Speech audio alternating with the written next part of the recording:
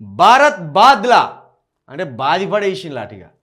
Champions trophy సెమీఫైనల్లో ఆస్ట్రేలియాపై రోహిత్ సేన ఘన విజయం. వరల్డ్ కప్ ఫైనల్లో ఎదురైన ఓటమికి ప్రతీకారం. కోహ్లీ మరోసారి మాస్టర్ చేజ్. రాణించిన అయ్యర్, రాహుల్ పాండ్యా. బంతితో కంగారులను దెబ్బతీసిన షమి వరుణ్. మ్యాచ్కు ముందు ఏదో అనుమానం, గతం తాలూకు భయాలు అయినా ఆల్రౌండ్ షోతో అదరగొట్టిన భారత్ ఛాంపియన్స్ ట్రోఫీ ఫైనల్కు దూసుకెళ్లింది.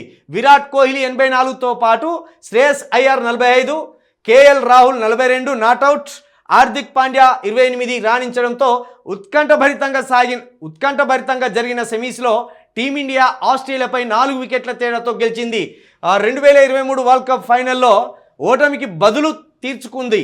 మ్యాచ్ ప్రారంభానికి ముందు రోహిత్ మరోసారి టాస్ ఓడడంతో అభిమానుల్లో ఒక్కసారి ఆందోళన రేగింది. మరో ఆలోచనలే లేకుండా బ్యాటింగ్ ఎంచుకున్న కంగారులు మానసికంగా పైసేయి సాధించే ప్రయత్నం చేశారు.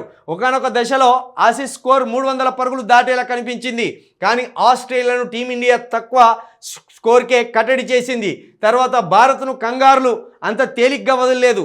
ఒకానొక దశలో తీవ్ర ఒత్తిడికి గురి చేశారు. కానీ కోహ్లీ ఏమాత్రం ఆందోళన పడకుండా స్ట్రైక్ రొటేట్ చేస్తూ కూల్గా భాగస్వామ్యాలు నిర్మించాడు. దీంతో భారత్ 5వసారి ఈ టోర్నీ తుదిపోరుకు చేరుకుంది. దక్షిణాఫ్రికా, న్యూజిలాండ్ జట్ల మధ్య నేడు జరిగే రెండో సెమీఫైనల్ విజేతతో భారత్ ఫైనల్లో తలపడనుంది. మళ్ళా మనకు దక్షిణాఫ్రికా, న్యూజిలాండ్ తగులుతున్నాయా? మళ్ళా ఈ దక్షిణాఫ్రికా డేంజర్ అయినా, న్యూజిలాండ్ డేంజర్ అయినా. ఒక్కసారి ఈ దక్షిణాఫ్రికాకును ఆస్ట్రేలియాకు ఫైనల్ మ్యాచ్ జరిగింది. ఆస్ట్రేలియా కావచ్చు 400 దాకా కొట్టింది. ఆస్ట్రేలియా 400ను కూడా కొట్టి పడేసింది దక్షిణాఫ్రికా వాళ్ళు.